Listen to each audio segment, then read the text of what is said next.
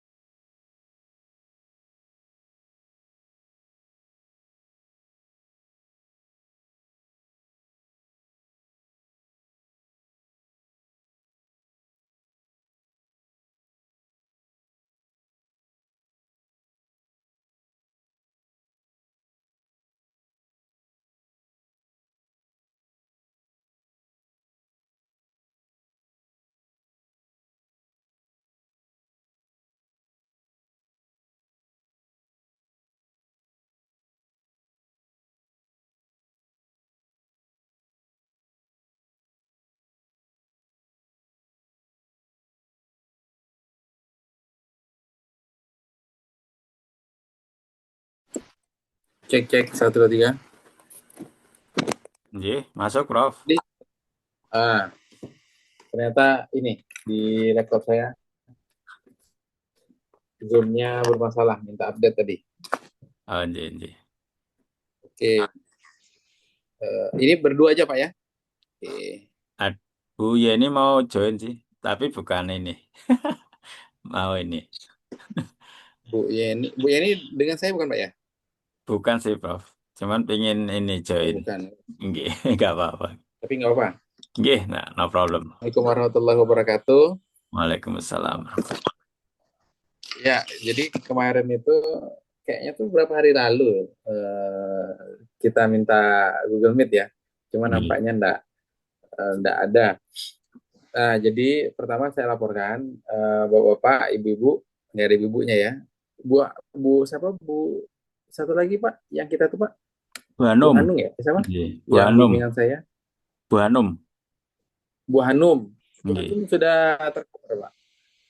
Kenapa? Sudah tahu Pak ya. Sudah tahu tadi jam. Bu Hanum tahu. Nggih, tak Mm-mm. bel lagi coba nggih. Pak Kasyadi juga ya. Nggih.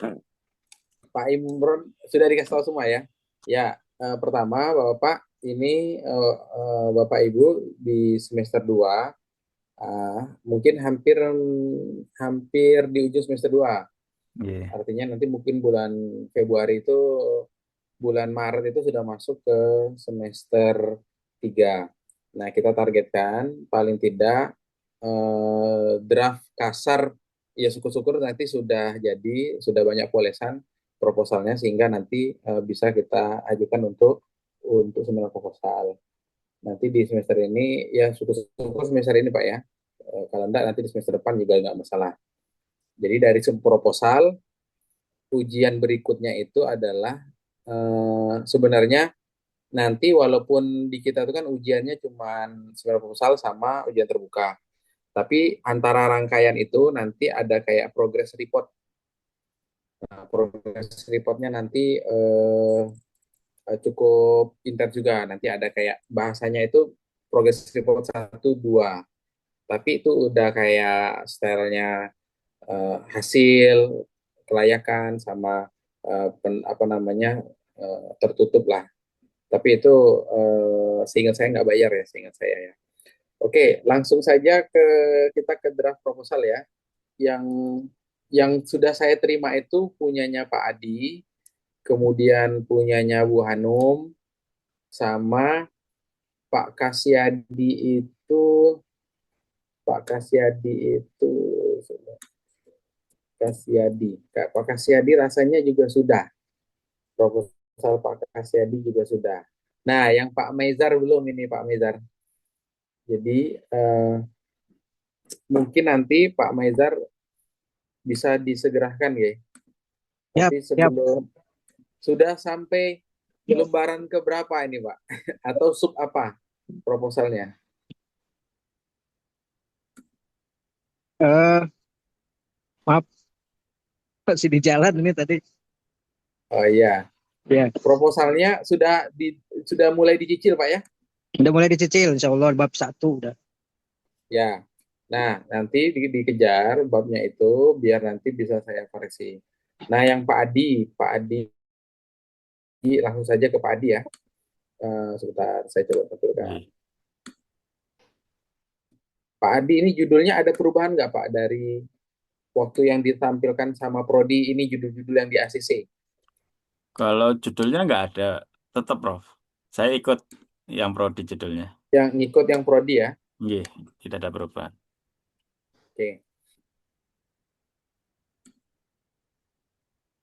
Oke, dinamika, etika, dan etos Muhammadiyah abad kedua antara desa.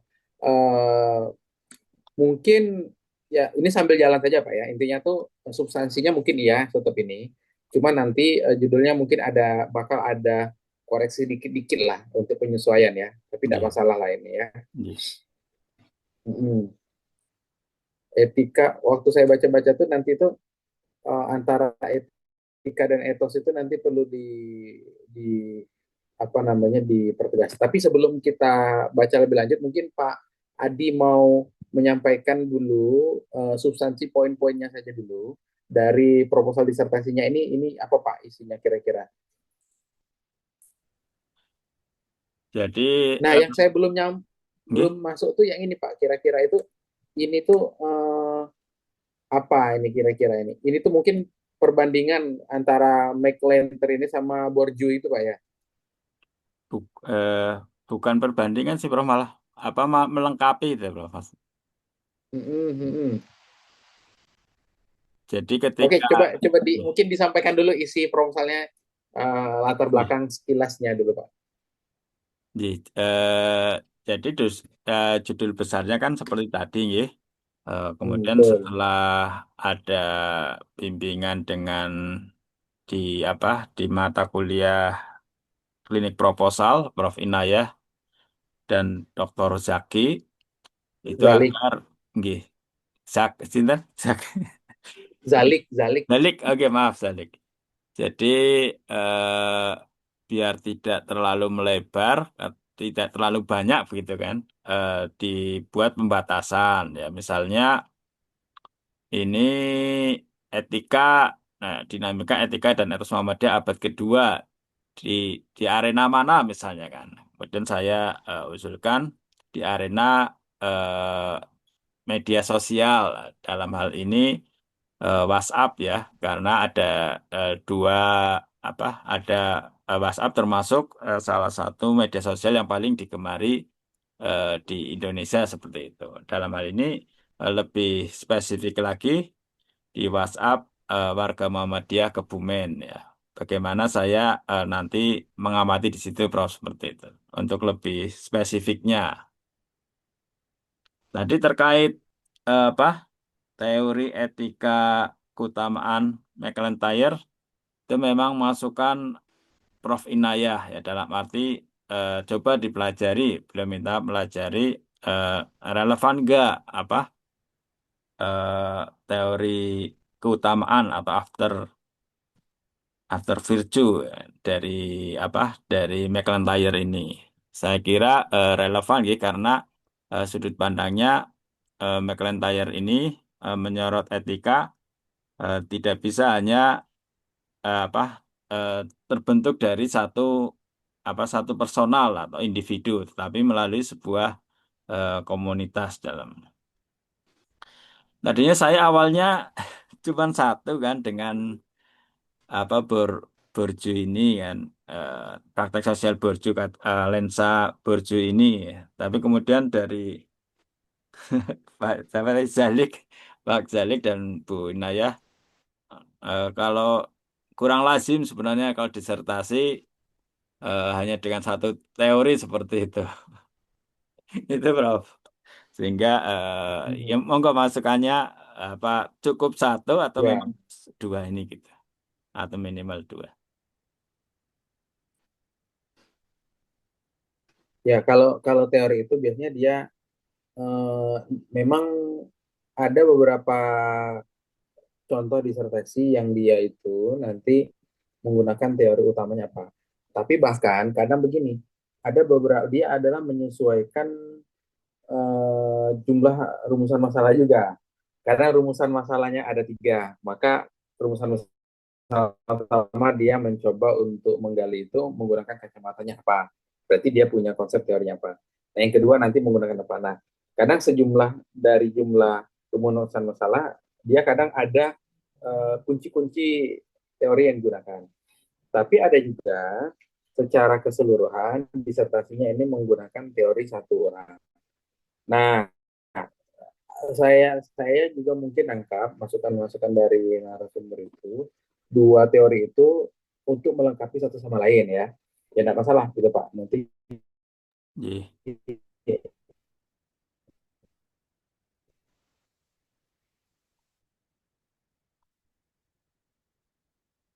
Suara,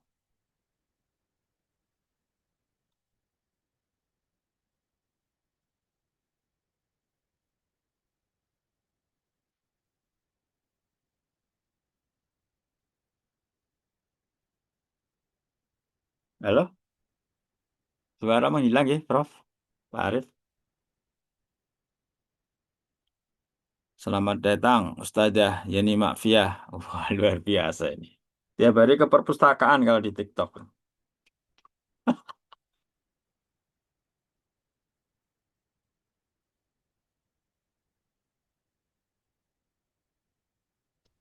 Ini saya mesti ngetik manual Pak Adi, nggak klik itu nggak bisa.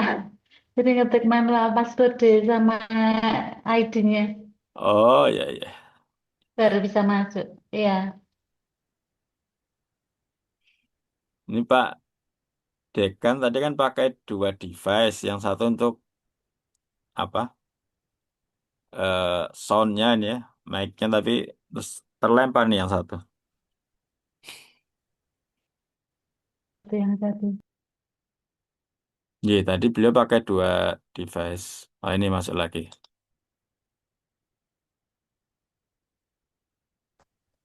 oh keluar tadi. Nggih, nggih. Oke oke. Tadi zoomnya mati atau saya yang keluar Pak ya? Keluar, Prof. Apa karena Pak Arif yang Oh oh atau ini. karena ada Bu Yeni ya? Iya. Jelasin enggak singkat kenapa pakai borju ini? Kemudian juga borju itu kan dia ada teori habitus kalau nggak salah ya. Nggih, betul. Nah, apa kompatibelnya teorinya Borju ini dengan topik disertasi ini? Dia Nggih. itu kan ada dia itu kalau nggak salah Borju itu kan habitus modal kemudian dengan ranah maka Hmm. praktek gitu kan. Nggih, Nah, nggih. jadi mungkin apakah aktualisasi dari apa judul disertasi ini ya? Dinamika etika. Nanti dia mengarah kepada yang dia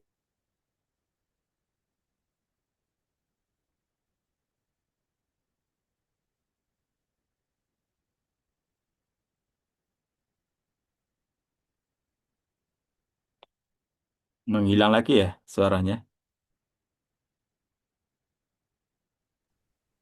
Iya, Menghilang ya, Bu ini.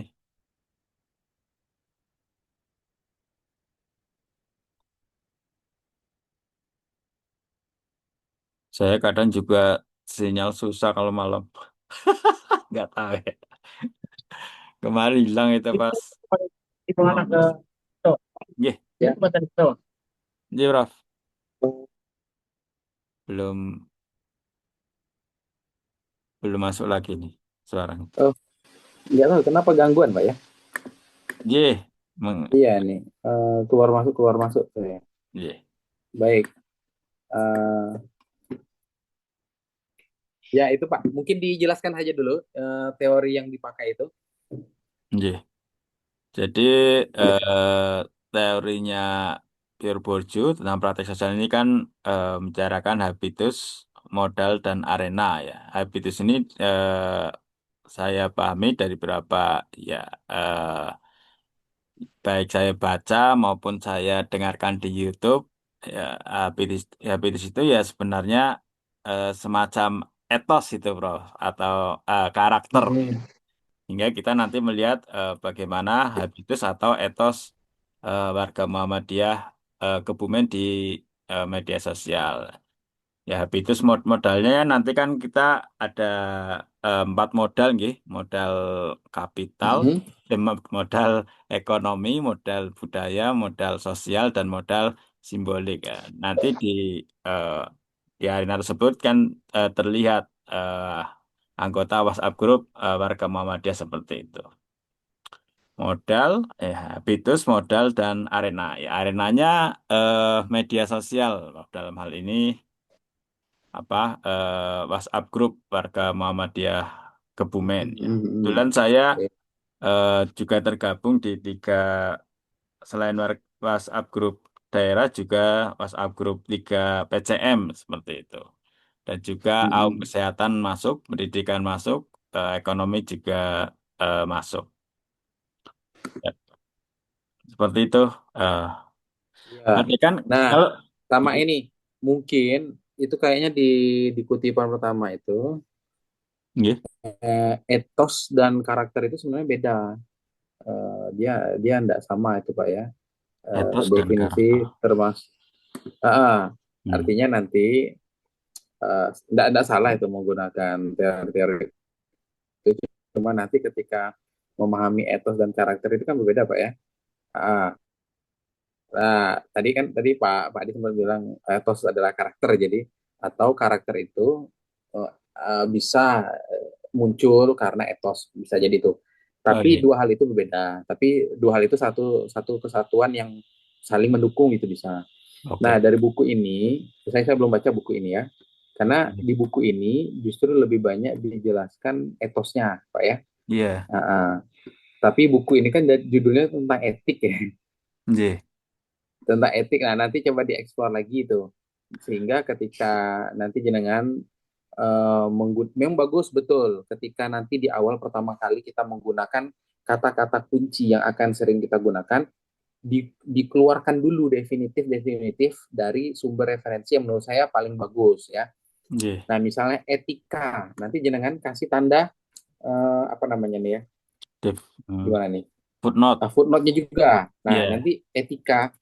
Nah, etika, saran saya Pak, karena kita adalah irisannya keislaman, nggih. gali juga referensi dari yang teks-teks yang keagamaan. Siapa yang misalnya paling otoritatif, bukan bukan yang paling ya, yang menurut jenengan itu kira-kira referensi tentang etika itu siapa? Misalnya Ghazali. Nah, nggak Oh, apa-apa kita mainkan dulu agar nanti eh, kata-kata kunci yang akan sering kita gunakan itu kita punya landasan kuat dulu. Jadi leading statement-nya jenengan punya. Jadi gitu kan. Barulah iya. nanti kita main masuk ke substansi poin-poin berikutnya, masuk ke teori-teori yang lain.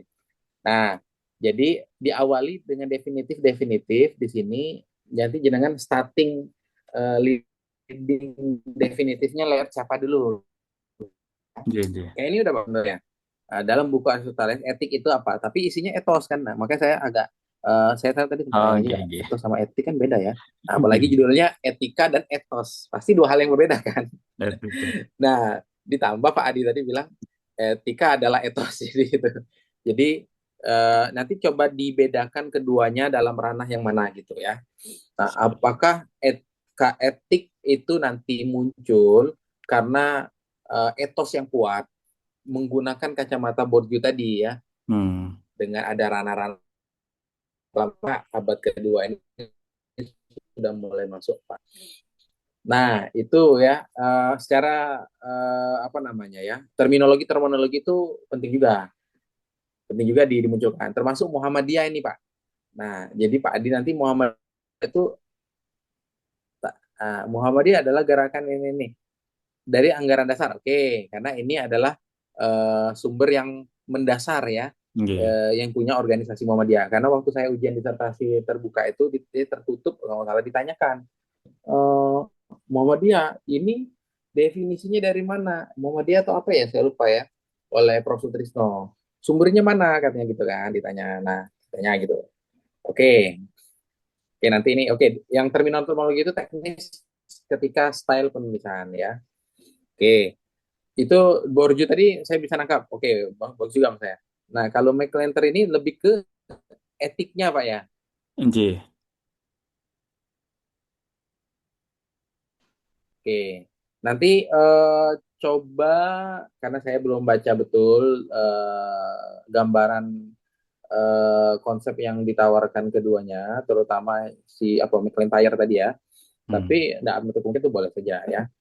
Oke, nah di latar belakang ini apa yang diharapkan oleh Pak Adi ini antara Dasein dan Dasolen itu Pak, kira-kira Pak?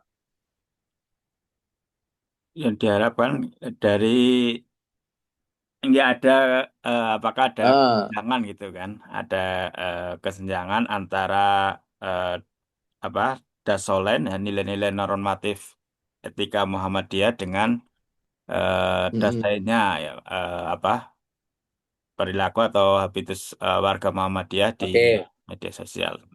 ini kan abad kedua Pak ya, abad kedua Pak ya. Nggih, Nah, abad kedua, tentu ketika di abad kedua dia tidak akan meninggalkan sama sekali abad satu. Nah, jenengan sudah ada buku RIB nggak? sudah, Risalah Islam Berkemajuan. sudah, Prof. Sudah, itu masuk nggak di poin latar belakang ini, Pak?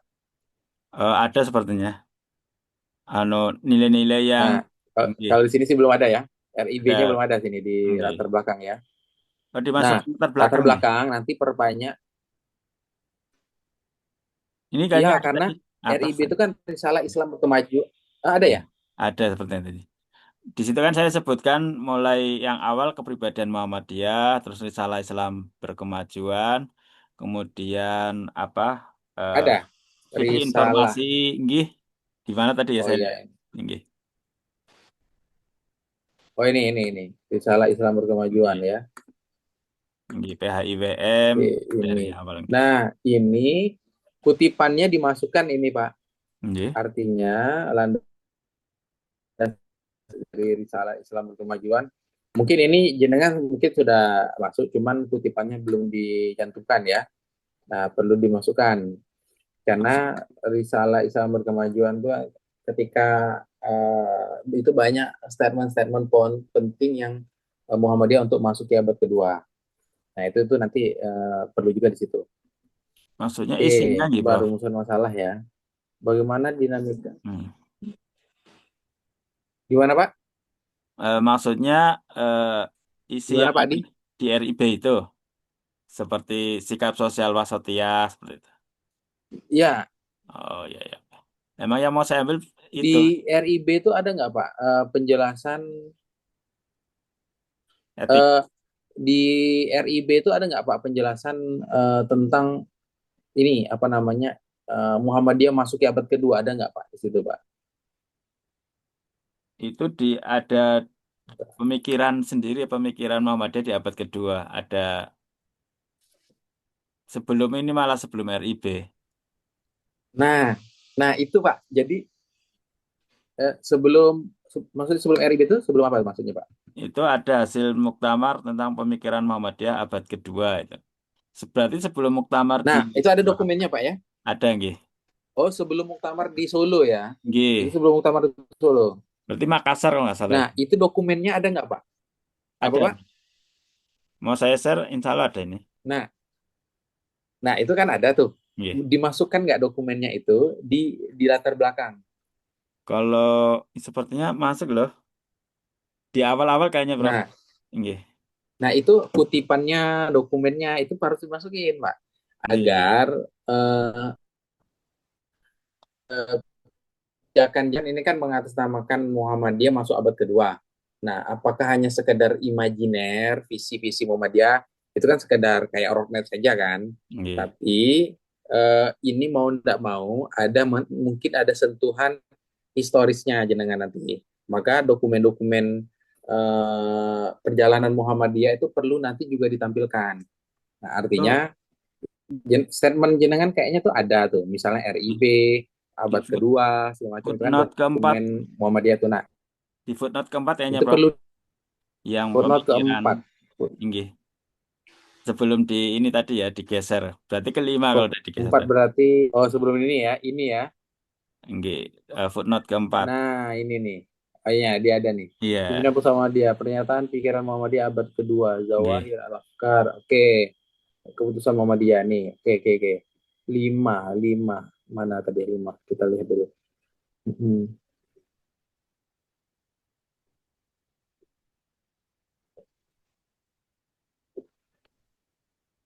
Gerakan pencerahan. Oke. Menghadirkan gerakan pencerahan. Oke. Di mana di sini Pak statementnya masuk abad kedua Pak?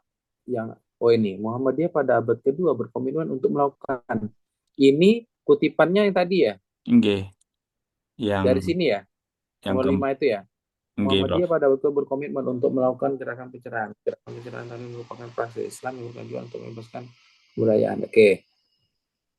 Jadi ini clear ada ini apa ya kutipannya ya, Nggih, agar nanti tidak sekedar utopis gitu kan.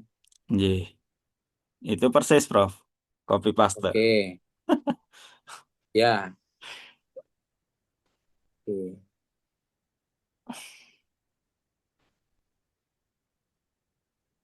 Karena abad kedua itu kan tahun berapa ya? Mulai masuknya tuh ya.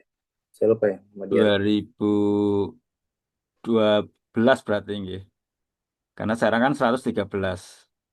2012 Pak ya?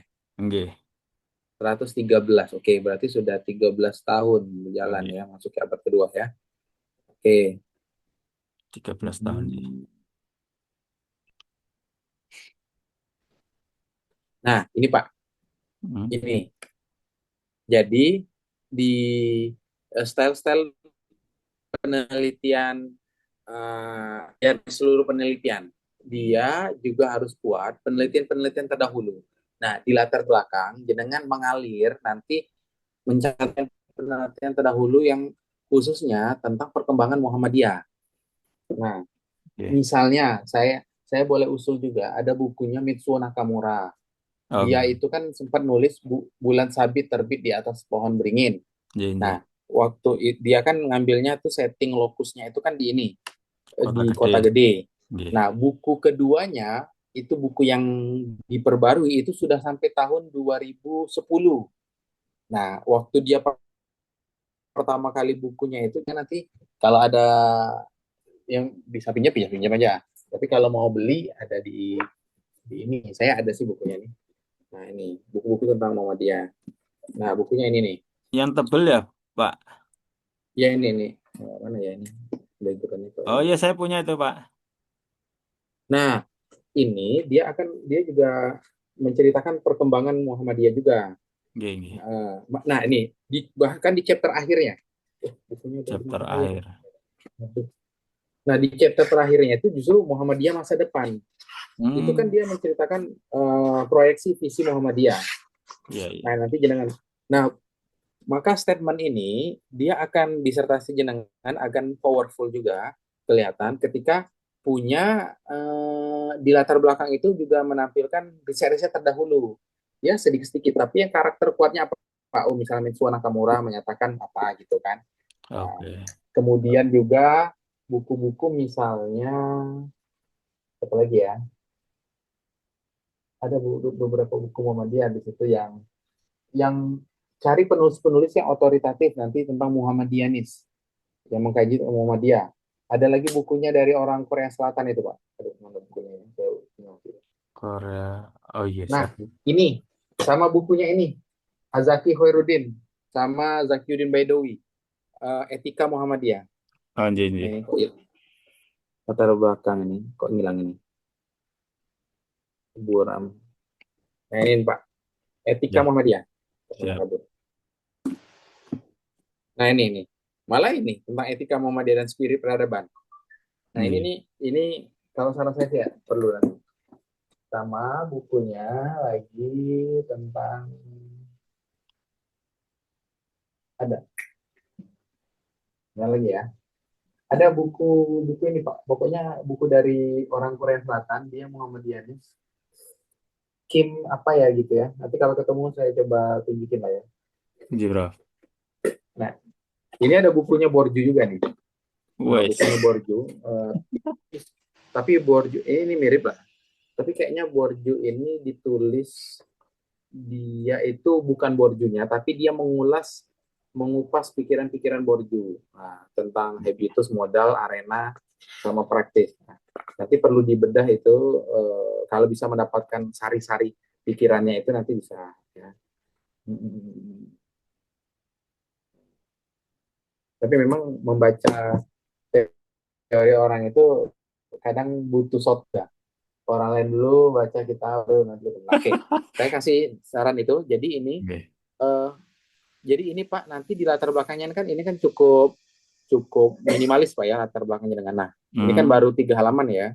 Ji. 3 halaman menurut saya itu masih cukup minimalis untuk sekedar disertasi. Bukan tidak boleh pendek, tapi perlu nanti dilengkapi lagi dengan penelitian-penelitian dahulu tentang dinamika Muhammadiyah, khususnya wabil khusus. Kadang itu di abad pertama kan, jadi kayak batu loncatan. Jadi abad pertama menggambarkan bagaimana model Muhammadiyah itu berpraktik dari sisi keagamaan, keumatan, sama misalnya layanan sosial. Nah, tulisan-tulisan yang berkaitan tentang Muhammadiyah itu yang nanti perlu dicari. Tidak harus disertas, tidak harus apa namanya. Nah, saya bahkan punya buku disertasi Muhammadiyah, The Politic Behavior of Muslim Modernist Organization Under Dutch Colonialism. Tapi ini kolonial, di era kolonialisme. Nah, ini Alfian, ini disertasinya, tapi kayaknya diterbitkan itu tentang etika politik Muhammadiyah kalau tidak salah. Nanti kalau yang butuh ini nanti ini ya.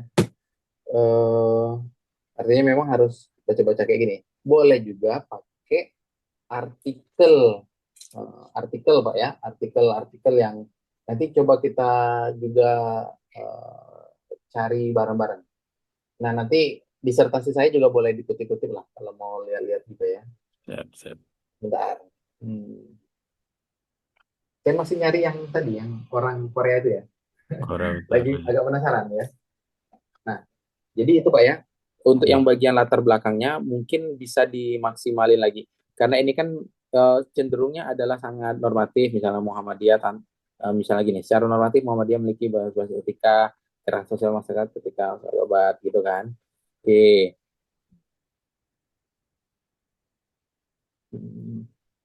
Nah, perlu ini Pak, didirikannya Muhammadiyah. Sudah ada di sini ya. Ini kan baru definisi ya, Muhammadiyah adalah ini. Oke, latar belakang gitu menurut saya.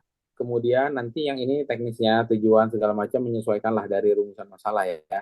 Rumusan masalah ini sudah dikasih masukan dari ini nggak Pak ini kemarin? Dari Prof. Inayang nggih. Dari Sudah, Kak Zaki nggih nggak ada komentar. nggak ada komentar. Bagaimana di KMK perkembangan etika dan etos Muhammadiyah pada abad kedua di ruang digital? Wah, ada ruang digitalnya ya. Itu Digital Pak ya. untuk pembatasannya itu masukannya nggih.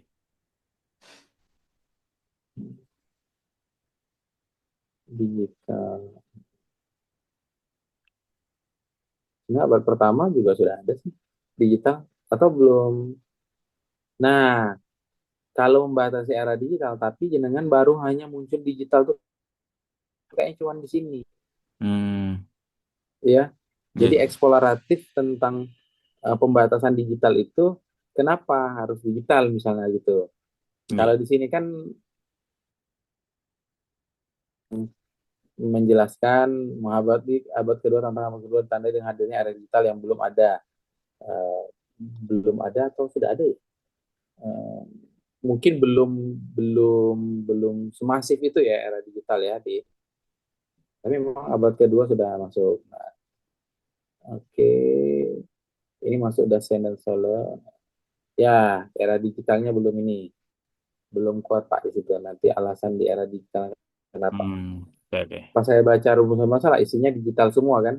Bagaimana dinamika perkembangan etika di abad kedua di ruang digital.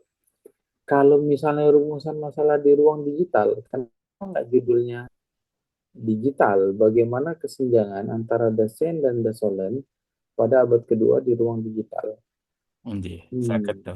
Saya agak cukup sempit nanti ruang digitalnya. Oh, tapi di awal memang pengen digital Pak ya. Iya, Faktor-faktor apa saja yang saya menyebabkan tertarik terjadinya di ruang disharmoni? digital, nggih. Karena kan lebih Hmm. lebih aktual, nggih, di Oke. abad kedua, nggih. Berarti memang memang keinginan ingin membatasi di ruang digital ya. Nggih, itu pun dari Prof. Ini Zaki suruh milih satu. Tadinya kan saya tiga mm-mm. kan, Apa itu Pak? Tiga itu. Facebook, eh IG, TikTok dan WhatsApp. Terus kata beliau satu saja nanti tiga kelebaran seperti itu. Akhirnya Oke. ya udah saya Ini WhatsApp bisa yang jadi paling. Pak. Nggih, Ini bisa jadi judulnya akan perlu disesuaikan juga dengan ini karena nggih, nggih. eh, judulnya kan sangat sosiologis menurut saya ya. Iya, Eh, Pas ini ada ruang digital ini nanti coba nanti saya lihat dulu ya. Bagaimana konstruksi teoritis baru dapat menawar faktor-faktor apa saja yang menyebabkan terjadinya disharmoni ketegangan. Oke, bagaimana keseimbangan antara desain dan solen? Faktor apa saja yang menyebabkan terjadinya disharmoni, ketegangan, atau bahkan dialektika kreatif antara desain dan solen? Nah, perlu juga nanti rumusan masalah ini dia itu ada uh, apa namanya, tidak liar gitu saja. Tidak liar itu maksudnya gini, asal buat rumusan masalah. Tapi dia harus paling tidak tuh punya cantolan teoritisnya. Nah, oke. kira-kira Borju itu ini di sini tuh ada enggak? Jangan sampai nanti ketika jenengan buat rumusan masalah ini itu jauh berbeda dari kerangka cara berpikir atau konsepnya Borjunya itu. Oke. Jadi maksudnya apa gini, uh, konsep Borju itu misalnya tentang ada apa gitu ya. Tapi kira-kira rumusan masalahnya jauh beda. Justru ini lebih cenderung menggunakan teorinya siapa gitu kan. Nah, Hmm, artinya takutnya nanti tuh dia kayak antara teori dengan bab 4 dan 5 untuk temuan itu berbeda. Jadi kayak bercerai gitu loh, Pak. nggih, nggih, nggih. Jadi kayak nggak kepake teori itu. Justru Iya, pakai iya. konsep-konsep yang lain gitu. Nggak relevan itu Nah, ya. ya relevan. Iya, iya. Makanya tadi di awal saya perlu memetakan dulu Borju sama McLaren ini arahnya mau kemana, sehingga itu juga akan mewarnai rumusan masalah itu agar nanti mudah. Oh, rumusan masalah ini temuannya itu dia mengarahkan menggunakan cara berpikir atau kacamatanya Borju misalnya itu ya. Oke, Oke. Tapi siap. ini untuk style S3 misalnya ini tuh sudah masuk lah ya dialektika. Mengapa biasanya tuh coba bentar, saya lihat disertasi saya dulu lupa ya. Oke, ini.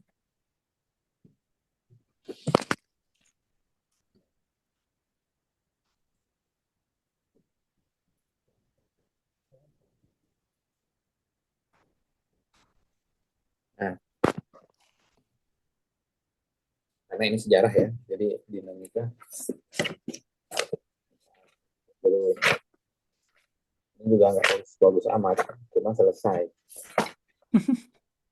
Ya itu.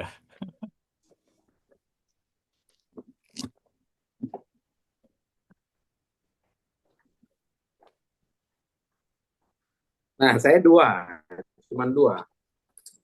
Bagaimana perkembangan pendidikan Muhammadiyah kasus di Sumatera Selatan? Apa kebijakan modernisasi pendidikan yang dilakukan ini ujian yang pertama ini. Di situ banyak ujiannya. Oke, di sini ini ada. Saya cek lagi yang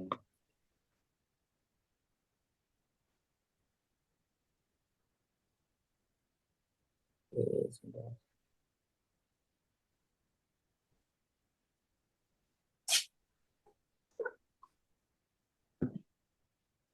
Nih kalau ke Jogja nanti Pak Adi saya kasih disertasi yang bentuk buku ini ya. Oh, Saya. insya Allah. Siap, siap. Jazakallah. Berapa jam? Eh, Kan kalau di UIN dia disertasinya kecil gini, dibentuk Hmm. buku kayak gini. Nanti yang kita juga kayak gitu. Kalau hari Uh, Sabtu offline bisa. oh ini bisa saja. Oh, nggih, nggih. Nah, biasanya untuk S3 tuh bagaimana mengapa gitu. Karena mengapa itu dia akan lebih Betul. mendalam. Oh, Karena nggih. dia akan mendialektikakan kegelisahan, permasalahan, kemudian mencari tahu. Nah, itu kata-kata kunci yang sering digunakan. Tapi nggak pakem ya.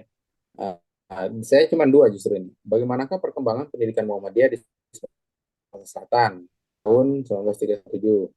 Karena kan saya melihat memotret historis ya antara perkembangan kan. Eh, Mengapa pendidikan Muhammadiyah memainkan peranan sedemikian penting dalam dinamika sosial politik di Sumatera Selatan? Nah, itu. Mengapa kan? Nah, nanti dari situ muncul tawaran-tawaran konsep teori yang dibuat. Oke, waktu itu sudah punya belum Pak yang bab satunya saya waktu itu kan pernah saya share ya rasanya. Kayak Sudah, proposal sudah, saya Bro. juga. Sudah, nggih. Nah, nanti bisa dibuat, tapi dibaca nggak? Kayaknya tuh tersimpan saja ya. Pernah, pernah baca, cuman ini udah lama. Pas Nah, waktu coba lama tuh. dibuka-buka lagi, Nggih, nggih. dibuka-buka lagi di situ. Nanti saya tampilkan aja ya, kalau masih ada di sini. Saya nggak tahu. Ini yang ada nih Pak Maizar saja di sini ya, sama Bu. Oh, Bu Anum Bandung, juga ada nih. Bandung sudah ada. Saya, ya tadi itu sebenarnya kalau kalau maraton sekaligus mungkin agak-agak nggak bisa. Mungkin dengar dulu ya yang lainnya. Siap. Dapat ilmu. Oke, coba disertasi. Cek dulu disertasi.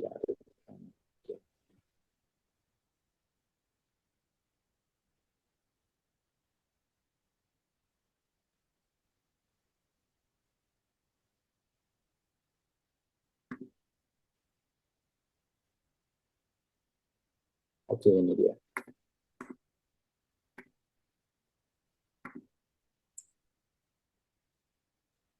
Oke, udah nampil. Oke, ini ini disertasi yang format buku. Mau mau Hmm. saya ini mau saya terbitkan, cuman belum terbit-terbit ini. Oke. Nah, sebenarnya di UIN itu dia itu hanya 4 atau 5 bab. Cuman saya agak nakal, bukan agak nakal ya. Mungkin disebut terlalu aja atau apa. Kok rasanya waktu itu saya nulis sejarah kan, kok nggak mantep gitu kalau cuma 4 bab, saya pikir kan. Bisa saja ditumpuk jadi dalam satu bab, bab 4, bab 5 kan. Bab 5 kan kesimpulan selesai. Nggih. Cuman saya pikir karena saya sejarah ya. Jadi kayaknya 3 bab 4 kayaknya belum menjawab masalah. Jadi saya nulisnya itu sampai 7 bab waktu itu. Nih, sampai bab 8 malah penutup ya. Nah, di situ ya kan perumusan masalah pertama kan bagaimana perkembangan. Jadi saya menampilkan dulu bab 2 itu apa? Kalau di bab 2 itu kan sebenarnya kerangka teori ya. Tapi di situ saya nampilkan kayak potret Islam dan Muhammadiyah di Sumatera Selatan. Jadi masuk berkembangnya keadaan sosial politik, jadi pendidikan Islam waktu itu fokusnya ke pendidikan Muhammadiyah. Tentu di bab 2 itu juga selain perkembangan Islamnya, maka saya juga memulai awal embrio dan juga perkembangan pendidikan pendidikan Islam. Karena pendidikan Islam dulu lah. Karena Muhammadiyah tidak mungkin hadir tiba-tiba kan kalau sebelum ada jaringan pendidikan Islamnya. Barulah saya masuk perkembangan sistem pendidikan Muhammadiyah, kebijakan modernisasi, kemudian ada juga kontestasi ideologi dan politik, nah masa transisi dan revolusi. Nah, antara bab satu, bab 2, bab 3 ini ada konsepnya. Maka saya menggunakan ada konsep siapa lah perkembangannya itu ya. Ada teori. Jadi di situ itu dijelaskan di situ. Nah, ini yang saya bilang tadi, Pak. Ketika pertama nulis Muhammadiyah, nulis etika, nulis etos, maka perlu dikeluarkan definitifnya. Hmm. Nah, saya tadi kan Muhammadiyah merupakan gerakan Islam dakwah amar ma'ruf nahi munkar. Dijelaskan dulu apa itu Muhammadiyah, kan? Di Hmm. mana stylenya Muhammadiyah ini organisasi LSM atau apa gitu kan? Kemudian siapa mendirikan? Nah, saya mencoba mencari-cari. Nah, ini benar Pak di ADART-nya karena yang paling yang jangan kita ngutip di jurnal yang jurnal itu jurnal yang jurnal Indonesia yang jurnal sekolah tinggi agak itu sangat eh, apa namanya sumbernya sangat sekunder itu. Jadi coba nanti dicari yang menurut saya tadi kutipan-kutipan yang paling otoritatif yang berkenaan dengan poin-poin itu. Nah, saya menguatkan definitif ini tambah juga eh, agak-agak biar keren-keren lah. Nah, Ciara Formisi ini adalah penulis-penulis Islamis atau orang Eropa yang mengkaji Islam Indonesianis lah. Cukup banyak tulisannya tentang Islam, tentang Indonesia. Nah, menurut saya ini penulis yang cukup terkenal. Maka saya berani masukkan di sini kan gitu. Nah, jadi diawali tadi ya tentang definisi-definisi itu akan sangat kuat juga. Eh, nah, sama begini Pak.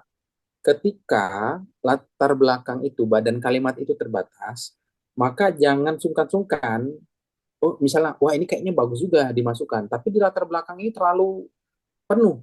Taruhlah di kutipan, di catatan kaki kayak gini, mainnya di sini.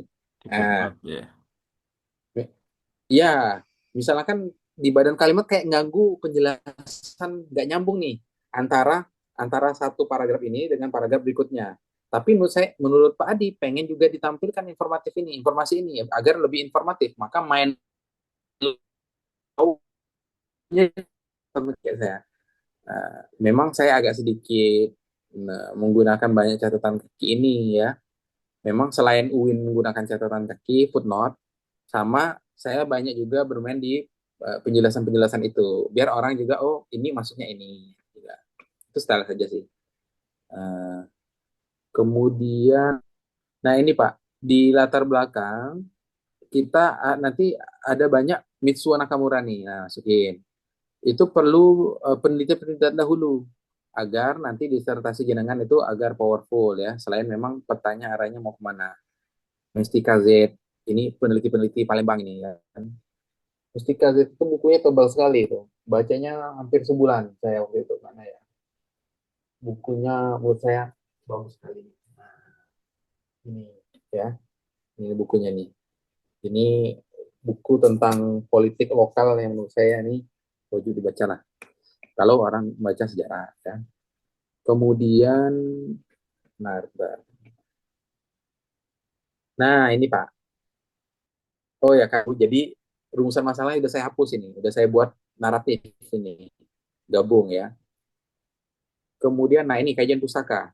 Kajian pustaka itu kan kalau di Pak di itu langsung bab 2 gitu Pak. Nggih, di bab 2. Ngikuti yang panduan itu proposal dari UAD. Yang sudah di-share ya sama ini ya. Oh, Nggih. kajian pustaka ya. Nah, kajian pustaka ya sama lah. Nggih. Kajian pustaka. Nah, kajian pustaka, nanti kajian pustaka ya. Bukan tinjauan pustaka ya. Nah, nanti tinjauan pustaka, Pak, kayaknya tuh ada tinjauan pustaka tuh penelitian terdahulu. Saya cek dulu yang punyanya Pak Adi.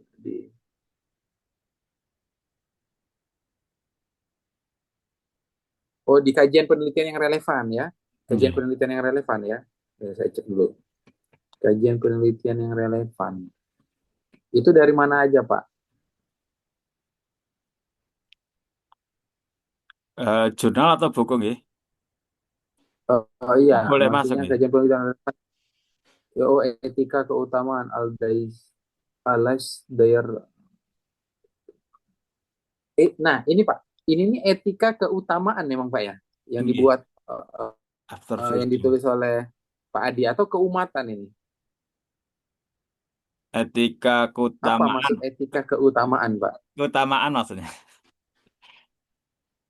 After virtue McIntyre. Keutamaan ya. Nggih. Ya McIntyre, Prof. After Ap- virtue itu. Memang Atau memang kebajikan istilahnya sih. etika keutamaan ya. Atau bahasa lain etika Eh, kebajikan itu. ya saya agak-agak pangling keutamaan. Saya mikirnya apa keumatan ya. Tapi kok McIntyre nulis keumatan, nggak mungkin ya, pikir kan? Nah, saya kemarin bacanya kan, apa ini salah tulis atau memang keutamaan ya? Keutamaan Dan atau kebajikan nggih. kebajikan kali ya yang lebih cocok ya. Nggih. Atau virtue etik ya, virtue etik Nggih. ya. Di virtue etik. Sebentar. Itu kan Kalau sekolah. misalnya keutamaan itu agak sedikit mengganggu, tidak harus plek ketiplek mengambil keutamaannya itu misalnya. Kan tapi kan tentang etikanya kan, etikanya Iya, walaupun di bukunya McLantire itu dia kebajikan atau virtue etik kan. iya. Nah, cukup dijelaskan, kemudian berikutnya lebih ke etik. Cuman coba nantilah di orasi. Nah, saya ingin menunjukkan kajian pustaka. Kalau yang saya coba baca dulu yang Pak Adil sebentar. Praktek buat. Nah, penelitian terdahulu yang relevan belum ketemu ya, mana ya? Ini masih borju masih masih ini dia ya. Nah, saya nyarinya di mana? Oh, sudah ada nih. 28, 29 itu ya. Itu ini semua ya. Itu penelitian dahulu ya. Iya. Hmm. Oke, 10. Oh, sudah dipetakan, Pak ya? Sudah Etika dan Etos Muhammadiyah ini bukunya ya. Iya. Oke, oke, oke. Oke. Jadi hampir-hampir mirip lah dengan yang saya ini. Jadi di disertasi kalian saya ini, saya petakan menjadi tiga kelompok penelitian terdahulu yang relevan. Jadi kelompok bidang bidang sosial keagamaan, karena dia mau dia. Kelompok bidang pendidikan, kelompok penelitian di bidang politik pendidikan. Nah, kelompok di bidang sosial apa saja, saya cari-cari tuh buku-bukunya atau kajian-kajiannya. Nah, di situ di mengalir begitu saja kan. Uh, nah, ini yang maksud saya tadi, buku Hyung Jung, Oh, gitu. Revolusi Perilaku Keagamaan di Pedesaan. Ini Muhammadiyah. Ini Muhammadiyah ini.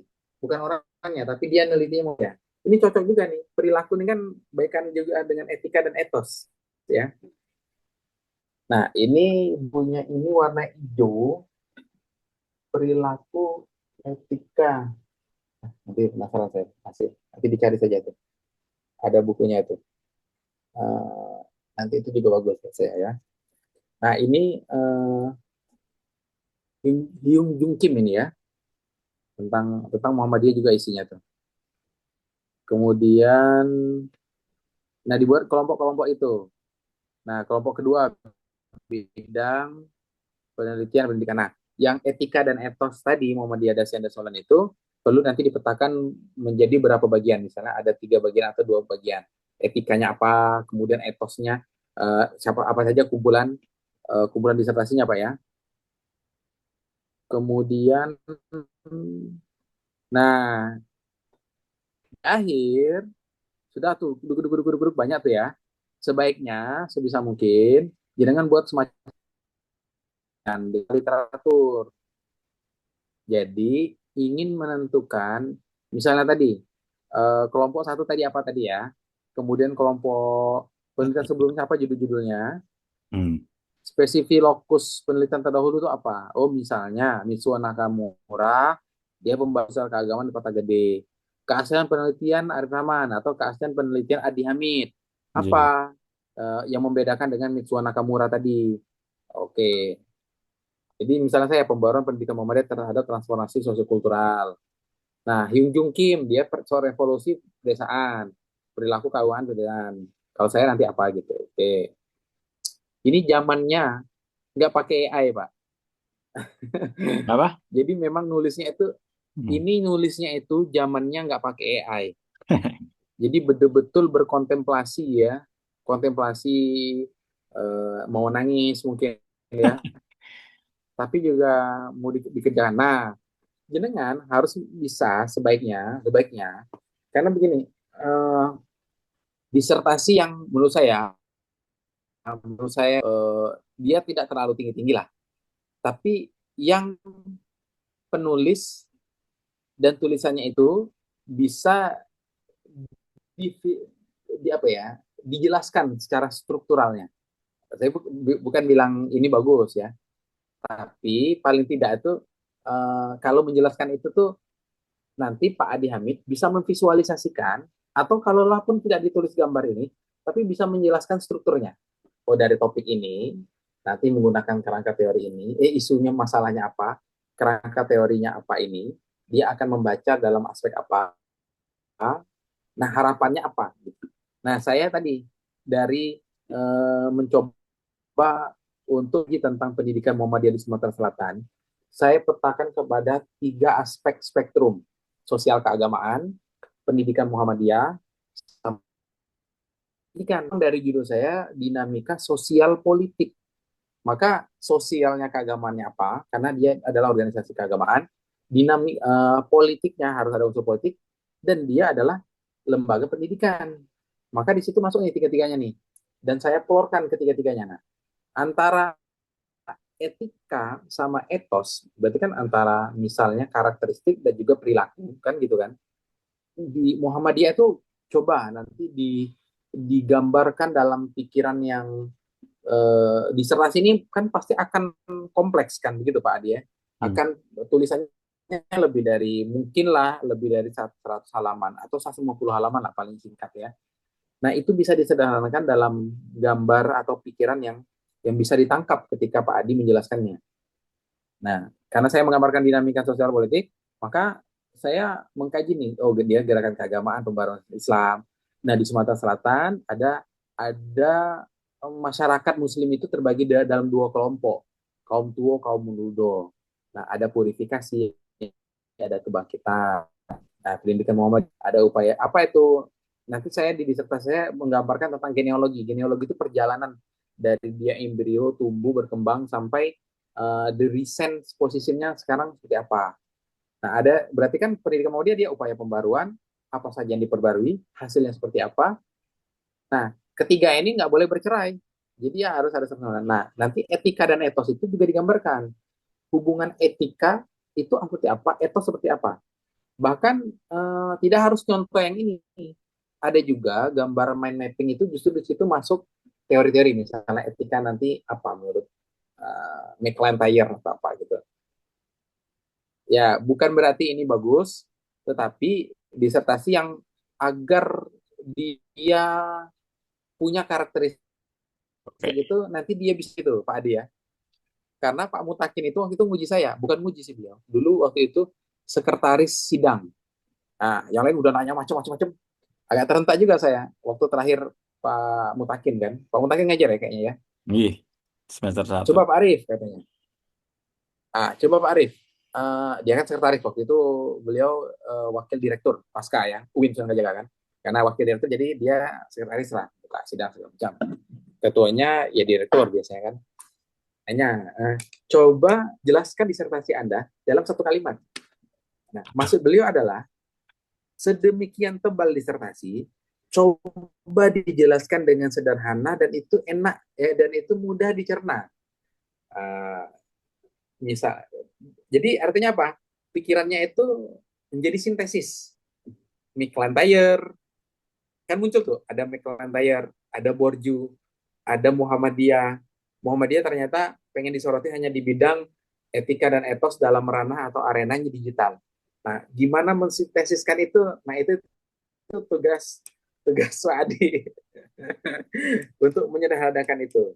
Memang sekarang agak bersemedi juga. Caranya ya. Nah, itu memang ada butuh waktu tiap hari itu Pak, bongkar pasang. Dan disertasi saya sebelum sejadi seperti ini, saya nulisnya ada dulu ini nih. Ini juga agak cukup berbeda ini disertasinya. Saya abadikan juga nih ya. Saya bungkus ini. Format awal disertasi saya. Ini nih. Ada juga nih. Nah ini nih. Isinya juga agak beda. Udah jadi nih Pak. Udah jadi waktu itu bimbingan berubah juga kan. Berubah juga. Nah, ini hanya 5 bab. Ini hanya 5 bab di sini. Kemudian ngalir. 8 bab. Promotor pun sebenarnya nggak mengarahkan jadi 8 bab. Cuman saya agak kayak dan itu nggak disalahin juga. Kan pas ujian itu kan hanya konfirmasi, dan yang tahu isi disertasi kan kita. Nggih, nggih. Penguji itu sederhananya mereka hanya nanya dan pengen tahu gitu aja kan. Kalau Oke. mereka punya informasi, maka mereka akan mencoba untuk membantu melengkapi. Kalau mereka penasaran, intinya mereka hanya nanya. Kalau mereka kayak nggak pas, mereka akan mencoba mengkompakkan mereka dengan bahan bacaan di disertasi kita. Oke. Nah, di sini malah malah hilang lagi nih. Oke, sebentar. Ini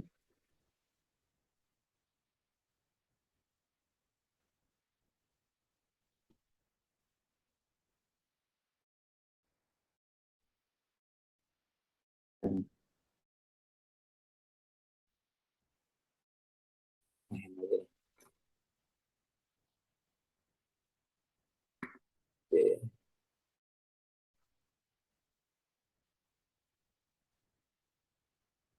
Ini nggak nampil, Pak ya? Mana, Prof? Nggak nampil ya di Masih layarnya. masih on proses.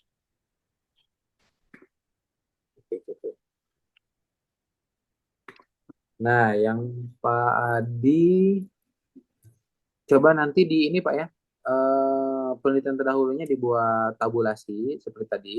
Oh, Nanti ini. coba cek yang di itu, syukur-syukur nanti bisa dibuat gambarnya. Agak pusing ya, pakai aja juga mungkin bisa kayaknya tuh, dimasukkan ya. Oke. Metode penelitian, metode penelitian. Oke. Tapi saya belum ketemu yang di bagian digitalnya Pak ya ini ya. Hmm, Gimana untuk masukkan digital itu ya? Tapi tetap mantap digitalnya Pak ya, Eh, ya di ininya media sosial loh, media sosial ya. di yang Oke, penelitian paling relevan. nanti judulnya kita otak-atik lah.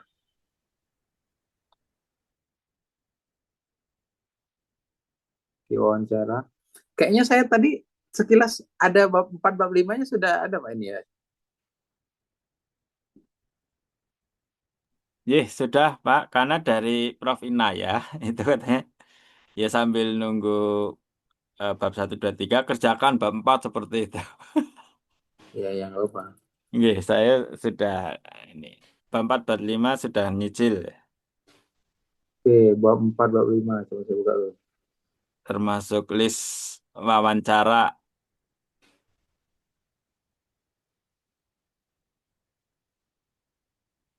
Oke, ini sudah wawancara apa Pak? Kalau wawancara belum, eh, Hmm, baru observasi di WhatsApp grupnya.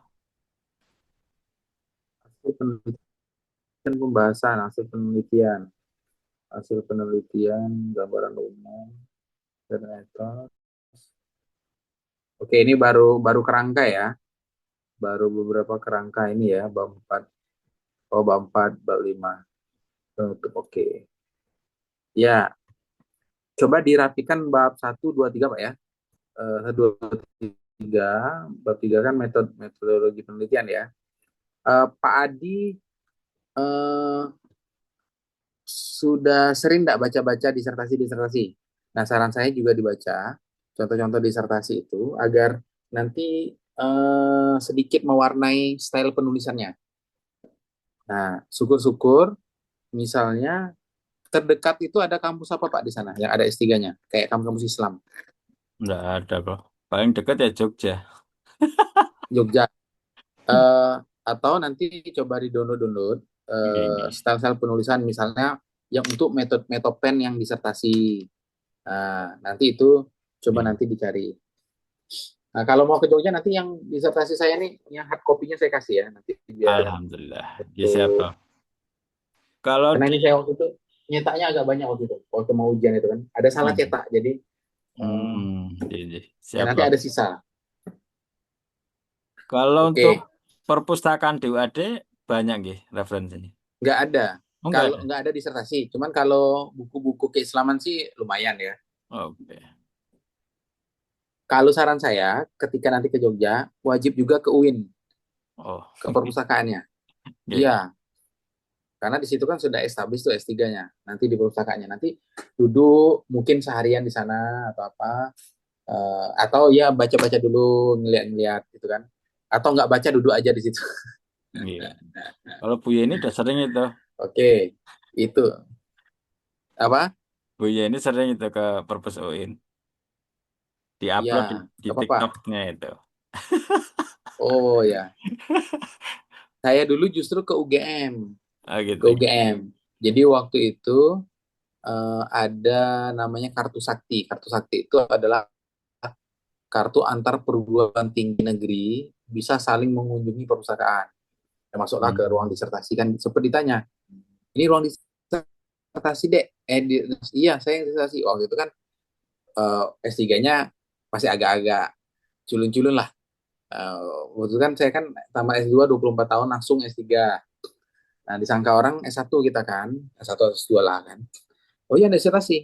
Ya, cuman berapa kali ditanya terus kayak gitu kan, akhirnya nggak lagi ke situ kita.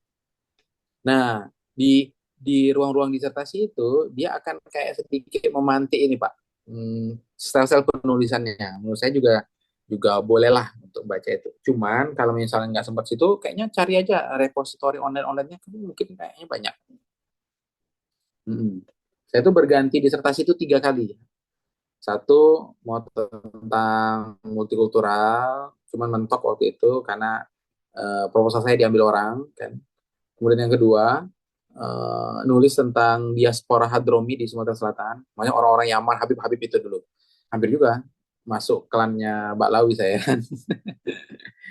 Eh, nulis, tapi nggak jadi karena waktu itu agak kesulitan saya bakal harus bolak-balik. Nah, ketiga ya sudah literatur sejarah saja agar bisa banyak stay. Itu Pak Adi Hamid ya. Bab satu, bab 2, bab 3 coba dirapikan dulu.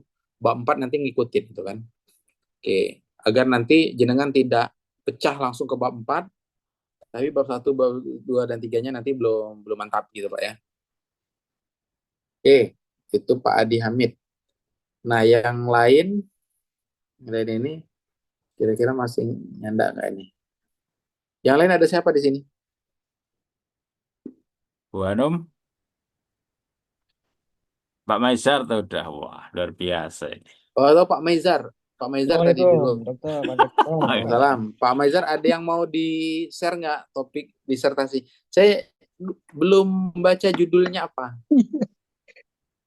Ada ini masih ini belum bisa saya izin belum bisa nge-share, cuman tadi ya udah satu ini udah mulai lah kita Aha. susun. Intinya mudah-mudahan hari ini selesai gitu proposal, Ya, Insya ya. Allah. Nanti jangan Karena lama-lama Pak ide-idenya Mezar, ini yang agak iya nggak boleh lama. karena eh, memang nulisnya tuh nggak bisa singkat. Nggak bisa singkat Iya, itu harus banyak perundungan. Eh, apa ya?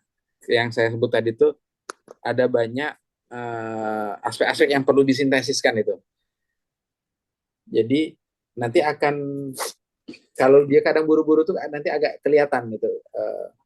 Kelihatan gini, oh ini masih kayak S1 gitu kan. Walaupun tidak harus tidak apa ya, tidak menyebutnya tuh S1, S2, S3 tuh beda. Tetapi itu kan semuanya sama, karya ilmiahnya. Tapi nanti biar ada karakternya itu. Nah, sehingga memang agak meluangkan waktu nih Pak Mezar, Bu Yeni tiap hari, misalnya tiap malam 3 jam, dan nulis dulu, baca tulisan orang lain. Oh, kayaknya satu paragraf ini. Saya juga justru banyak terinspirasi dari style penulisannya ini, dari Taufik Abdullah. Taufik Abdullah tuh Sekolah dan Politik ini bukunya. Jadi ini buku yang lama, disertasi dia di Belanda kalau tidak salah. Taufik Abdullah ini dia Sekolah dan Politik di Sumatera Barat ya. Kawali macam lah gitu kan dia nulis kan. Bagus sekali menurut saya bahasanya. Nah, dengan membaca ini tuh kayak kayaknya saya terinspirasi, oh style penulisan saya kayaknya ini bisa jadi role model gitu. Role model itu bukan berarti dia copy paste ya, tapi style penulisannya bagus. Nah, jadi silakan nanti temukan tulisan-tulisan yang menjadi uswah hasanahnya. Ya, toh misalnya ada juga, oh, kayaknya disertasi ini ada mirip-mirip dengan topik yang kayak gini, nggak apa-apa dijadikan role modelnya. Nah, nanti kan ada penekanan adjustment juga dari bidang topik apa namanya sub-sub tertentu kan berarti kan tidak sama-sama sekali. Misalnya neliti tentang Muhammadiyah itu kan sudah ribuan karya tulis kan, tapi Pak Adi mencoba menggeser, oh fokus kepada memasuki abad kedua di arena terbatas yaitu di ruang digital yang secara normatif dia ingin melihat secara desain ya seperti apa normatifnya, kemudian dasolennya, challengingnya seperti apa, faktanya di lapangan dan juga tantangannya kan.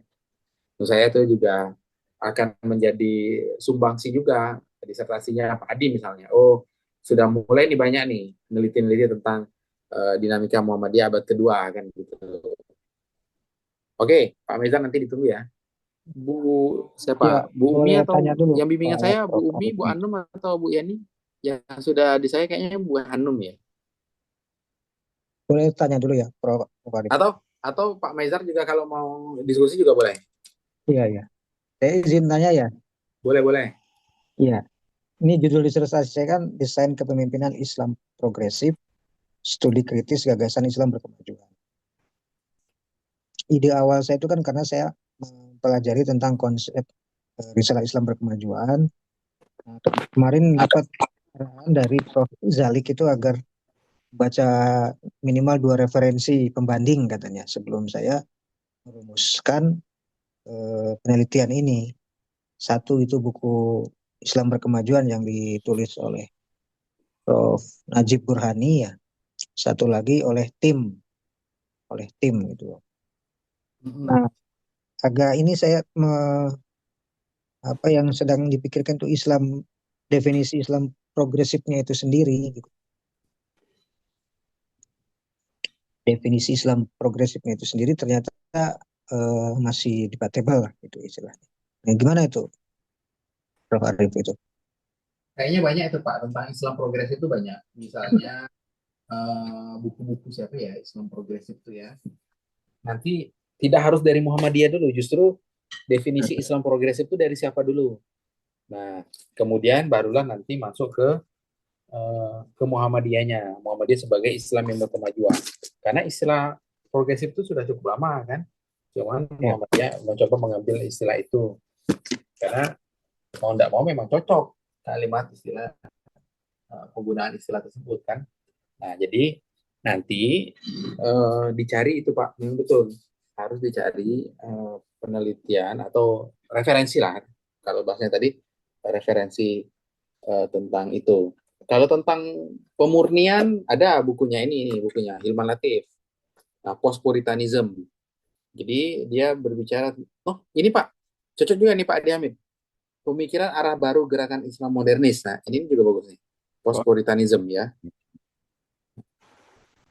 Punyanya Hilman Latif. Hilman Latif itu kan ini bendara? yang dirjen bendahara PP kan. Iya. Juga tuh. Nah, jadi nanti Pak coba ya kita cari buku ya yang terkenal itu banyak juga sih Pak. Profesor Najib Burhani katanya. Najib Burhani. Cuma saya belum ketemu bukunya nih, masih cari-cari. Oke. Nggak harus buku. Nanti kalau misalnya ada jurnal yang bagus misalnya, itu juga boleh. Pak, ini di internet juga banyak nih. Misal Progressive Muslim on Justice and Gender and Pluralism. Cari nanti agak yang sedikit. Nah, atau karya Khalid Abu El-Fadl. Misalnya, atau Fazlur Rahman mungkin juga ada beberapa nulis Islam Proto Arkun juga ada. Muhammad Wahid itu betul penting itu Pak untuk referensi itu artinya tadi ketika ngomongin Islam berkemajuan landasan konsep teoritisnya itu apa? Tidak cuma sekedar RIB itu kan kayak buku guideline ya Pak ya, atau ADART itu kan hanya sekedar guideline, tapi harus punya ada eh, perspektif akademiknya. Perspektif akademik itu apa ya? Karya-karya ilmiah nanti, begitu buku atau referensi. Kalau ADART, RIB itu kan kayak semacam way guideline-nya persyarikatan kan. Nah, jadi dan itu memang untuk dokumentasi juga penting. Ternyata secara organisatoris memang sudah termaklum itu. Oh, tentang Islam berkemajuan itu apa gitu. Itu kan tapi harus ada juga diawali dengan referensi pembanding, referensi ini. Nah, asumsi saya dan saran saya ketika nanti mengawali tentang Islam berkemajuan, tidak hanya satu, dua itu sebenarnya masih sedikit. Cari banyak juga. Nanti kayak mengalir itu, Pak. Menurut Ahmad Najir Buhani, Islam berkemajuan adalah ini. Misalnya nanti siapa lagi tuh? Nah, siapa lagi. Jadi dia akan kaya perspektif nanti. Sudah lengkap nih. Nah, tentang Islam berkemajuan itu lengkap nanti. Nanti dari kalangan muslimnya siapa, dari insider orang Muhammadiyahnya siapa, nanti dari Indonesianis orang Eropa atau orang-orang luar negeri yang mengkaji Indonesia ngomongin tentang semuanya siapa, dari orang non Muslim mungkin yang siapa, atau dari orang Islam tapi juga level dunia siapa. Nah itu akan tadi bahasanya dengan Pak Adi tadi powerful ya. Oke. Syukur-syukur nanti orang yang memang sudah common dia menggunakan istilah itu dan penulis terkenal. Soalnya nanti ketika ujian atau ditanya kenapa nggak pakai buku ini, nah, gitu kan? Artinya itu dia orang ini terkenal dan nulis ini, nah, dia kan itu. Kalau lah, oh iya, kenapa nggak pakai? Tinggal disiapkan saja alasan-alasannya apa. Artinya nanti dari sekian banyak itu silakan dipilih yang paling dengan banyak alasannya. Alasan karena memang sesuai dengan ini, alasan karena ini apa, alasan karena apa gitu. Oke. Nah, apalagi nih Pak, ternyata buku saya rayapan ini. Sayang sekali nih, bukunya bagus sekali padahal. Ini baru tahu saya dalam waktu sangat singkat ini. Kayaknya ada cuma dalam 1 bulan ini. Nah, ini ternyata raib semua di sini. Aduh. Oke, gitu Pak. Itu Pak Bezar. Tadi Pak Bezar bilangnya tentang kepemimpin apa? Desain kepemimpinan Islam progresif. Bagus ini. Progresif terus. Studi kritis gagasan Islam berkemajuan. Nah, yang Nggak ada istilah Muhammadiyahnya nih. nggak ada. Cuma sebetulnya saya di dalam benak pikiran saya awalnya itu, Prof. Jadi saya ingin membahas tentang desain kepemimpinan Muhammadiyah yang dasarnya itu dari konsep Islam berkemajuan. Nah, dari situ saya ingin mencoba studi kritis atas gagasan Islam progresif, ternyata gitu. Gimana Pak? Gimana awalnya? Nah, desain kepemimpinan Islam berkemajuan, studi kritis atas gagasan Islam progresif. Jadi dengan dasar pemahaman saya dan pemikiran saya terkait dengan konsep Islam berkemajuan yang ada di Muhammadiyah ya saya ingin mencoba memberikan kritik ataupun tentang Islam progresif. tentang Islam progresif itu sebetulnya yang pas gitu di benak saya itu tadinya. Oke. Artinya jenengan ingin menawarkan Muhammadiyah views-nya tentang Islam berkemajuan, ingin memberikan satu pandangan terhadap konsep dari Islam progresif, ya. Karena Islam progresif itu punya varian juga, kan begitu. Betul. Nah, Muhammadiyah varian apa gitu kan? Kalau Muhammadiyah benar Muhammadiyah. Gitu kan, iya, selesai. jadi sama kayak gini. Siapa dulu ya? Ada bukan siapa kemarin. Tapi ngobrol sebentar kayak ketemu ting gitu. Bukan Abu Umer, siapa Pak ya? Yang dia umroh juga tuh. Abu Rizki. Nah, dia kan neliti tentang masjid. Dia jelaskan dulu, saya dengerin dulu jelas masjid. Arahnya kemana Mas? Gitu kan masjid. Akhirnya pas ngobrol, nah berarti Mas jenengan harus temuannya nanti varian-varian masjid. Ada masjid makan-makan sekarang tuh kan. Ada masjid digital, ada masjid transit, traveler, ada masjid wakaf. Misal ada nah, nanti kalau disertasinya bisa di apa namanya baca dikembangkan lagi dengan menawarkan varian-varian tipologi masjid. Nah, pas duduk di sini saya ketemu juga masjid ini nih. Buku tentang Sidi Ghazalbah nah ini. Nah, ini buku menurut saya ini cocok juga nih untuk Pak Abu Rizky ya. Ya, ini maksudnya tuh referensi-referensi tentang masjid bukan hanya aturan-aturan masjid ya. Masjid, pusat ibadah dan kebudayaan Islam. Jadi besok-besok dia kalau mau baca. Nah, nanti Pak Maizar mungkin ya saya pikir tadi itu kalau di awalnya begitu mungkin arahnya tadi akan Ya, ketemu varian baru dari Islam, kepemimpinan keislaman Islam itu progresif. progresif itu modelnya seperti ini kan gitu kan. Ya, Hmm. Oke, desain kepemimpinan Islam progresif, studi kritis gagasan Islam berkemajuan. Nggak ada Muhammadiyahnya ya? nggak ada. Oke, oke, oke, oke. Yang sudah dibuat apa Pak? Latar belakangnya Pak? Ya baru apa landasan-landasan dialektikanya aja gitu. Pendahuluan itu pemikirannya. Hmm, Betul, bentar ya, saya cari cari referensinya juga nih.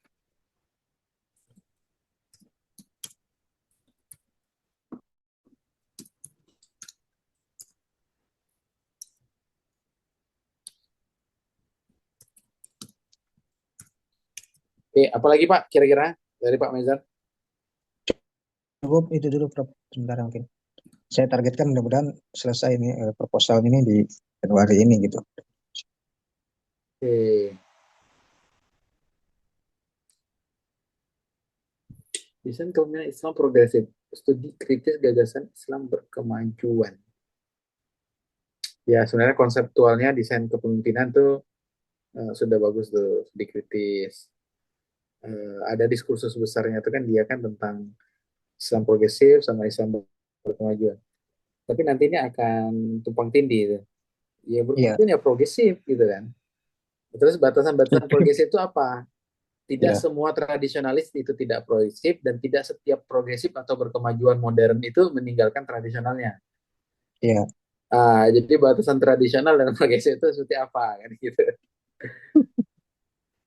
Nah, karena ini menurut saya memang masih cukup umum dan normatif ini judul ini karena tidak ada lokus atau sosial institusinya ya.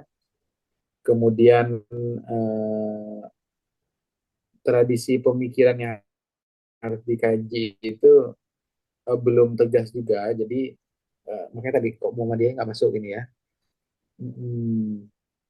Nah, makanya tadi ada dua pertanyaan yang nanti akan potensinya terus itu progresif dengan kemajuan, progresif dengan kemajuan. Nanti relasi epistemologinya Pak itu penting. Nah, epistemologisnya nanti penting. Maksudnya gini, apakah Islam berkemajuan itu varian dari progresif atau dia sebagian diskursus alternatif khas Muhammadiyah? Sebutnya gimana ya? Maksudnya tuh tadi jenengan ingin menyebutkan varian-variannya, apakah nanti itu hanya ya ngomongin Muhammadiyah tuh ada satu aspek loh yang perlu dikaji misalnya, yaitu Islam berkemajuannya atau apa ya nanti perlu ditegaskan Islam berkemajuan itu di Muhammadiyah itu apanya gitu kan? Oke,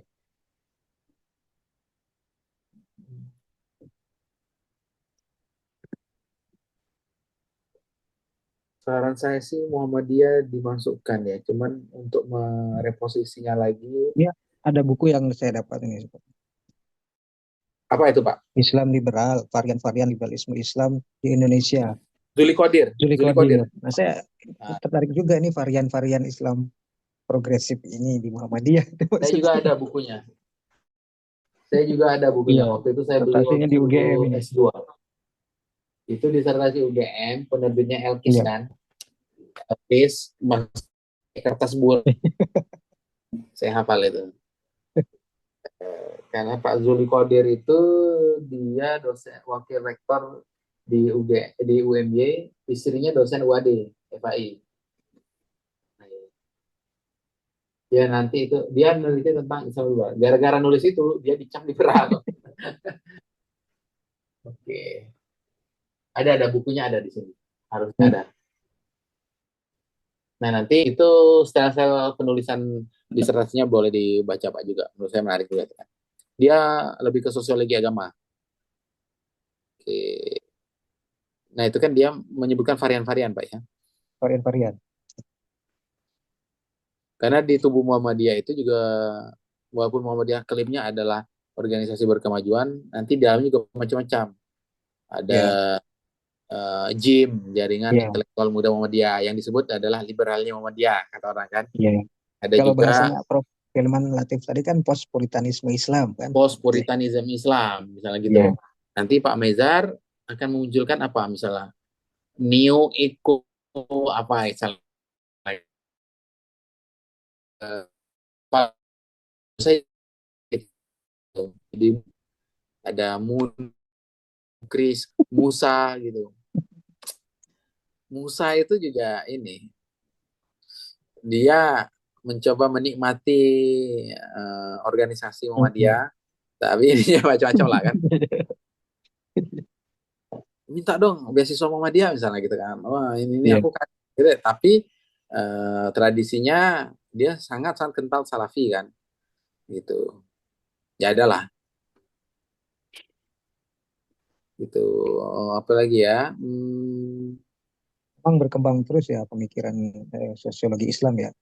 Ini yang Atau ramai juga ilmu. Mm-mm. mengkritik yang konsep yang santri abangan priai itu juga lagi diutak-atik lagi nih. Pak, coba judulnya ini Pak ya, jangan catat ya. Ya, ya, Maksud saya tadi itu agak terlalu umum, normatif, dan juga ini akan muncul pertanyaan-pertanyaan, lebih banyak pertanyaan nanti akan muncul. Ini dalam pikiran siapa, dalam konteks apa, itu kan nanti akan muncul. Coba dicatat judulnya itu kan. ya. Jadi, proposal yang belum dibuat kan, disertasi yang sudah diujikan itu kan sangat bebas untuk dikritik kan.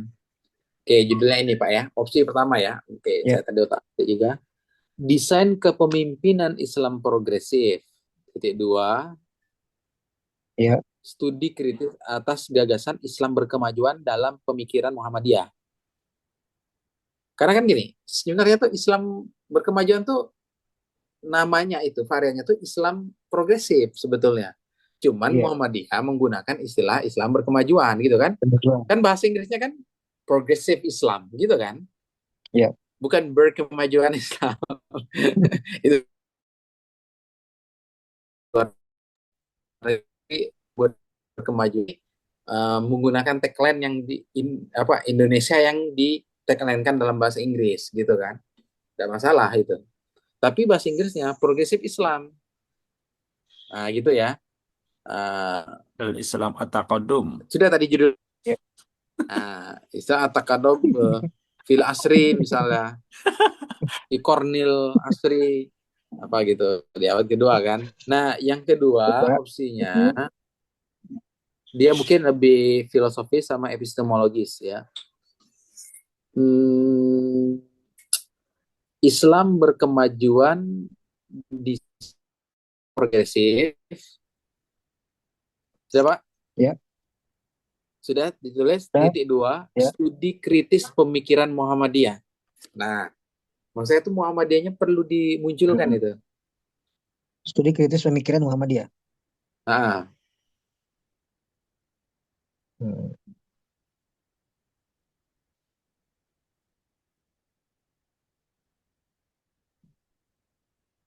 nah Ya, yang terakhir Pak ya, rekonstruksi, harus merekonstruksi. Karena tadi pas ditanya saya itu pengennya ini kata Pak Mizar tadi kan, rekonstruksi desain kepemimpinan Islam progresif.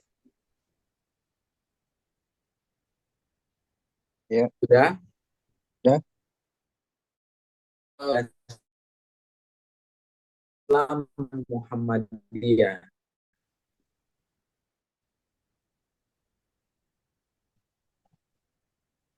Ya. Oke. Nah, dari tiga ini mana yang tune-nya itu lebih cocok dengan niche-nya Mbak Mezar kan gitu. Atau kalau mau masih tetap umum lah, misalnya sederhana umum, misalnya desain kepemimpinan Islam progresif titik dua, studi kritis gagasan Islam berkemajuan Muhammadiyah. Eh, Gagasan Islam berkemajuan Muhammadiyah, gagasan Islam berkemajuan Muhammadiyah. Coba. Berarti ini yang keempat Pak, coba yang keempat Pak ya. Ya. Yang keempat ya, desain Ya. kepemimpinan Islam progresif. Iya. Titik dua, Iya. studi kritis gagasan Islam berkemajuan Muhammadiyah.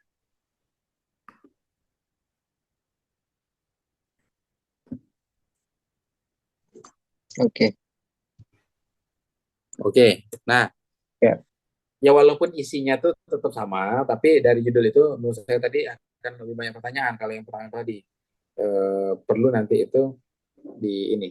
Walaupun Ya. kadang proses itu juga tidak terlalu suka dengan studi kritis. Ya namanya disertasi sudah harus kritis dan studi gitu kan. Misalnya analisis ini, maka hampir jarang ada judul-judul yang mungkin disebarin itu yang sudah di ACC yang itu tuh uh, studi analis. Tapi nggak apa-apa lah. Ya. Maksudnya biar ikut itu. Coba nanti dipilih-pilih antara judul itu Pak. Isinya sama saja. Ya. Gitu ya. Oke. Kira-kira ada lagi Pak Mezar yang perlu di ini. Tinggal nanti Cukup. di latar belakangnya di ini Pak ya. Harus ada penelitian terdahulu juga kalau bisa yang cukup kuat tadi. Misalnya post-puritanism atau apa tadi. Apa tadi ya? Varian-varian tadi kalau misalnya memungkinkan kalau bisa cocok ya. Itu paling oke. Ada lagi? Cukup. Sementara. Bu Hanum tadi belum kebaca. Bu Yeni, siapa Bu Yeni pembimbingnya Bu Yeni? Iya Pak Dekan, saya menyimak saja karena Ya, oke. karena apa? Ya ini tadi Pak Adi share di grup linknya, saya tertarik untuk ikut sekalian apa biar lebih semangat lagi untuk nulisnya. Kemarin beberapa saat liburan itu vakum juga. Nah, Ya, ada matur nuwun tadi Pak Dekan, saya menyimak tentang apa tadi disampaikan Pak Dekan terkait peta literatur itu. Jadi nanti saya juga berniat membuat peta literatur seperti yang Pak Dekan contoh, karena kemarin di proposal yang saya buat belum ada itu. Dan kemudian yang kedua itu tadi terkait tentang tadi Pak Dekan mendiko bahwa pernah dalam sidang atau apa itu ada Profesor siapa ya? oh, Itu baik. yang mengatakan Pak Angge, mungkin nggak sih karena salah atau siapa. Itu yang kok coba jelaskan disertasi Anda dalam satu kalimat seperti itu. Nah, itu menarik juga buat apa ya? Saya juga pengen apakah saya bisa nanti menjelaskan dalam satu kalimat itu gitu. Terus Kalau kemudian satu kalimat mungkin agak cukup sulit juga. Tapi maksudnya nggih, em, pikiran kita tuh disederhanakan sehingga gampang untuk dicerna. ya nggih itu. Terus izin Pak Dekan sedikit saya mau bertanya terkait tadi di spill tentang model apa ya? Role model disertasi. Nah, itu kalau role model disertasi itu kriterianya kita kalau mengambil disertasi sebagai contoh itu disertasi yang baik itu yang seperti apa? Karena saya juga pernah melihat ada disertasi itu dia kok menurut saya ya itu terlihat sangat sederhana sekali gitu. Nah, kalau menurut Pak Dekan itu disertasi yang baik, yang bagus itu kriterianya yang kados nopo atau dari kampus mana atau bagaimana Pak Dekan? Matur nuwun itu saja. Ya, tidak Nih, ada kriteria kampusnya. Yang paling cocok itu adalah pertama cari yang bisa. Ini ada banyak banyak kemungkinan. Pertama, yang memungkinkan dengan topik, artinya topik ini sudah terpetakan dari sejalan dengan topik kita, agar nanti kita nggak tumpang tindih dengan topik itu. Takutnya nanti terlalu sama kan. Tapi sebenarnya nanti bisa dilihat angle yang berbeda. Kemudian yang kedua, eh, dari style penulisannya. Style penulisan itu dia akan menunjukkan apa namanya ya, cara analitis dia menuangkan gagasan-gagasan itu dalam karya ilmiah. Nah, yang ketiga, dia sintesis antara bab satu, bab 2, kerangka teori sama temuannya itu akan mengalir. Jadi rumusan masalahnya apa terbaca di bab 4-nya, bab 5, dan di bab-bab temuannya, finding and discussion-nya kan. Kemudian juga teori yang digunakan dia fungsional. Kalau bahasanya Wijoyo kan dari sekian banyak teori, teori itu semuanya tuh sudah baik, asalkan dia itu fungsional. Fungsional itu dia nanti terpakai. Karena beberapa kali saya ikut ujian terbuka disertasi itu, penguji itu selalu menggelitik misalnya. Ini teorinya banyak sekali di bab 2 ini katanya kan. Tapi saya lihat di bab 4-nya kok nggak terpakai ini. Ini sudah tolak berapa katanya. Nggak ada rujuk-rujuknya kan katanya. Iya. Artinya bab 2 udah dibuat, bab 4 jalan sendiri. Iya. Jadi dia ada sinkron kan. Nah, maka menurut saya untuk agar sinkron bab 4 itu maka diawali dengan rumusan masalahnya itu kandung kerangka teoritis. Oh, Jadi iya, misalnya Ju iya. tadi ngomongin tentang modalitas sosial, misalnya apa, tentang ranah ada itu, maka di rumusan masalah paling juga gitu.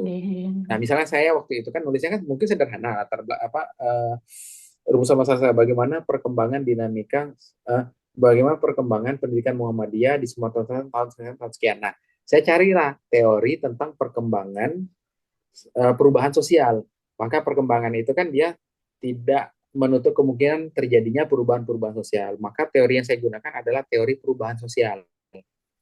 Nah, di perubahan sosial itu juga nanti ada juga untuk menjawab rumusan masalah saya kedua.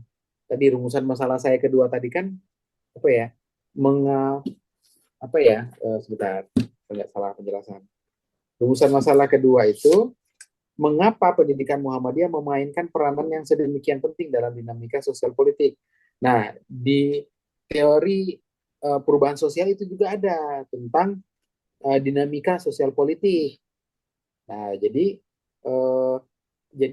rumusan masalah saya terbantukan dengan teori yang nanti bisa menjawabnya, bantu menjawabnya itu, bukan bantu menjawab, yang bisa nanti saya terbantukan menggunakan kacamata teori tersebut untuk saya membaca data, mencari data, kemudian juga menganalisis data.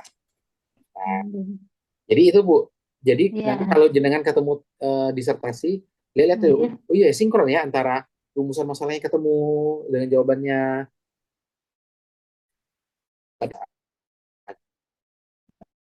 Juga sudah lulus kan saya tuh sudah bagus-bagus lah ya.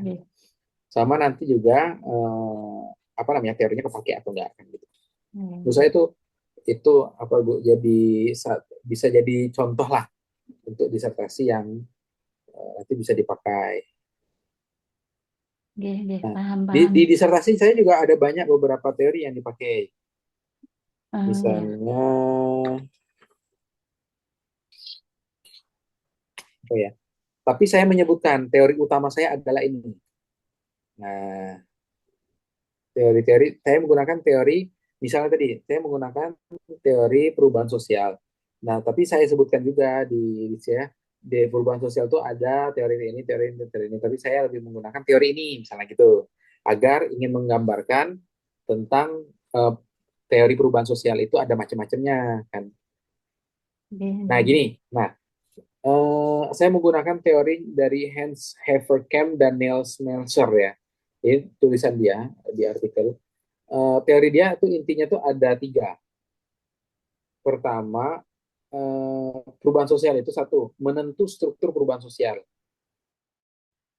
Ada dislokasi, dislokasi, kemudian ketegangan, kontradiksi. Nah, saya gambarkan tadi ada ideologi dan kontestasi dan ideologi. Ada kontradiksi, setiap perubahan itu pasti ada kontradiksi. Ada skalanya, ada konfliknya, itu digambarkan. Nah, saya menggunakan kacamatanya Evercam sama Smelser tadi di indikator yang pertama. Yang kedua, dia bilang perubahan sosial itu proses dan mekanisme perubahan sosial, terjadi adanya proses dan mekanisme perubahan sosial, termasuklah ada pencetus gerakan sosial, konflik dan akomodasi.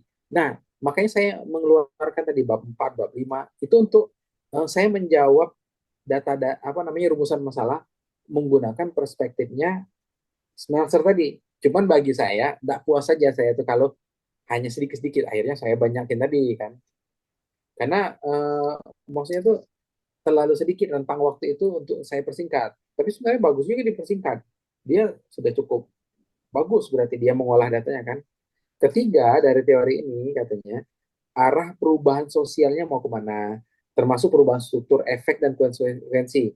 Nah, di situ juga saya buatkan di sejarah itu saya jawab rumusan apa namanya menggunakan kacamata ini melihat data dengan ada bab berapa itu, yaitu setelah reformasi arah bukan setelah reformasi tahun 50-an tuh apa reformasi kali ya. Nah, itu arah pendidikan Muhammadiyah arahnya kemana? Nah, itu saya jawab di situ. Artinya saya menjawab rumusan masalah menggunakan kacamata teoritis, kemudian saya tuangkan dalam bab. Nah, tadi tuh kalau dia bagus nanti teorinya itu apa namanya menjawab rumusan masalah. Rumusan masalah didukung teori kemudian dituangkan dalam berikutnya. Oke. Kategori indikatornya sih gitu. Disertasi tidak hanya satu gitu. Ya, saya pun misalnya, oh kalau mau penulisan diksinya menggunakan bukunya ini yang bisa jadi oh kalau dari kalau sempat ke UGM bukan yang menjadi disertasi perubahan itu tuh sekarang semuanya gitu ya.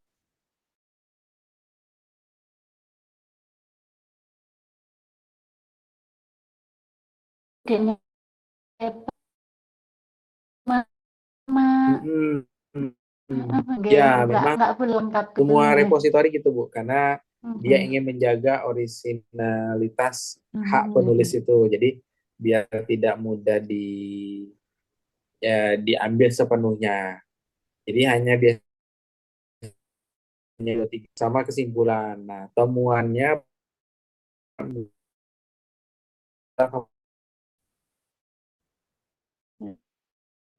Nggih, Pak Dekan seserahan nggih, matur suwun. ya itu dikejar. Oke, masih ada Bapak Ibu? Ini sudah menunjukkan jam setengah 11. Nah, ini.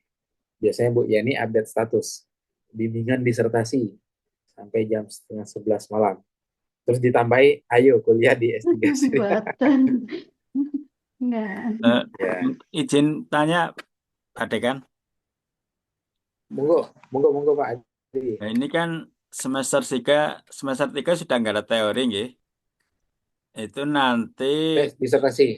nggih, teknis apa disertasi itu terjadwal atau tentatif dengan masing-masing promotor atau kopromotor itu, bro. Nanti tetap ada mobilisasi, cuman nanti balik juga ke apa namanya juga. Tapi nanti saya akan menekankan ke Prodi agar nanti dimobilisasi, dikejar-kejar lah gitu kan, biar Nggih, nanti serentak gitu. Toh nggih. sekalipun nanti ujian itu kan hanya mengukur batasan di tulisan gitu kan. Sisanya kan lebih banyak masukan. Nggih. Saya juga waktu ujian tertutup tuh udah agak tegang juga waktu itu kan. Tertutup ini. Tapi ternyata ujian tertutupnya sudah Mas dengerin saja, catat saja nanti ini masukan. Oh gitu. Ya saya dengan senang hati kan. Saya pada udah siap kan mau presentasi. Sudah awalnya presentasi dulu 5 menit ya kan. Ini. Udah Mas nanti dengerin saja gitu. Oh, ya sudah alhamdulillah saya pikirkan gitu kan. Oke. Alhamdulillah saya pikirkan. Uh, dan ujiannya itu biasanya dengerin saja tuh di ujian kelayakan. Nah, ujian tertutup tuh dibantai habis-habisan biasanya. Karena terbuka itu hanya seremoni terbuka itu. Oh, Nah, seremoni itu hanya ingin bentuk namanya aja kan judulnya promosi doktor. Dia itu sudah doktor di ujian tertutup. Bahasanya oh, promosi doktor itu, Pak Dar. Ingin mempromosikan ini loh dokter lulusan. siap, siap.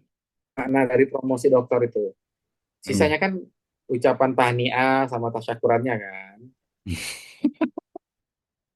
Nah, ini takutnya ada kan kalau nggak terjadwal bablas itu teman-teman.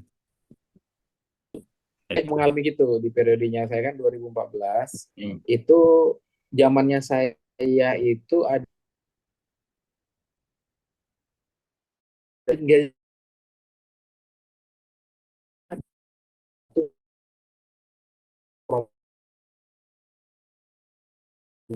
dulu program promotor itu tergantung niat etik tergantung niat dan etos kita. Jadi yang mau gerak dia dapat promotor. Di ketiga Pak baru karena ya tadi karena nggak di OP nggak dipaksa Pak Mezar kalau nggak dipaksa bablas juga nih. Yang penting kan ada bentuknya itu. Yang penting ada bentuknya.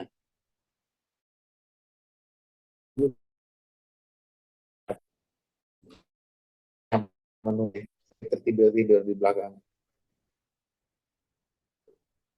Oke, itu ada lagi yang ditanyakan. Nampaknya Bu Hanum next saja ya. Ini karena udah agak sedikit larut.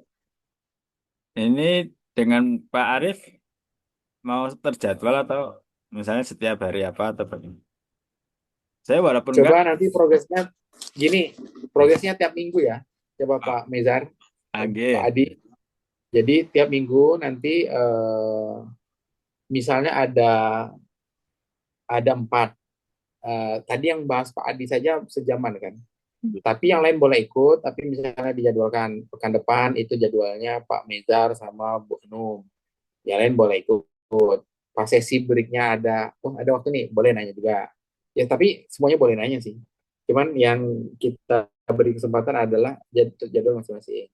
Nah, pekan depan siapa? Yang sudah ngirim ke saya itu Pak Kasyadi, Bu Hanum. Ya mungkin pekan depan Bu Hanum dulu sama Pak Kasyadi kalau ada waktu kan, Pak Kasyadinya. Itu Untuk ya. harinya tetap Selasa atau bagaimana, Bro? Untuk harinya. Iya nanti mungkin Muncul. Selasa lah ya, Selasa ya. Selasa boleh. Selasa. Selasa boleh. Tanggal 9 ya. Ya, boleh. Syukur-syukur jam 9 lah. Biasanya jam jam 7 jam 8 itu kan masih urusin bocah-bocah kan. Oke, itu terima kasih Bapak Ibu semuanya. Ya, matur nuwun, Kita Pak ketemu Dekan. lagi nanti. Nih, diselesaikan Pak Mezar, saya tunggu loh. Wah, Jadi siap. hutang loh. Gaspol remblong. Siap Sakura. Ya, pokoknya lulus itu 3 tahun paling lambat. Amin, amin, amin. Oke, ya sudah, Konsistensinya ini. itu Pak ya. Nggih, nggih. Yuk, ya ini saya harus terpaksa dan memaksakan diri seminggu sekali dalam 2 tahun ke depan ini. Ah, nggih, nggih, nggih. Matur nuwun, Iya, Pak Dekan. tadi saya pikir seminggu sekali bimbingan. Teman-teman pikir seminggu sekali nih dalam dua tahun besok kan, dalam 2 tahun kan, mengawal disertasi Pak Adi, Pak Mezar, yang lain-lainnya semuanya nih. Oke, itu ya Pak Bapak Ibu. Ya, Assalamualaikum. Waalaikumsalam. Saya izin meeting. Waalaikumsalam warahmatullahi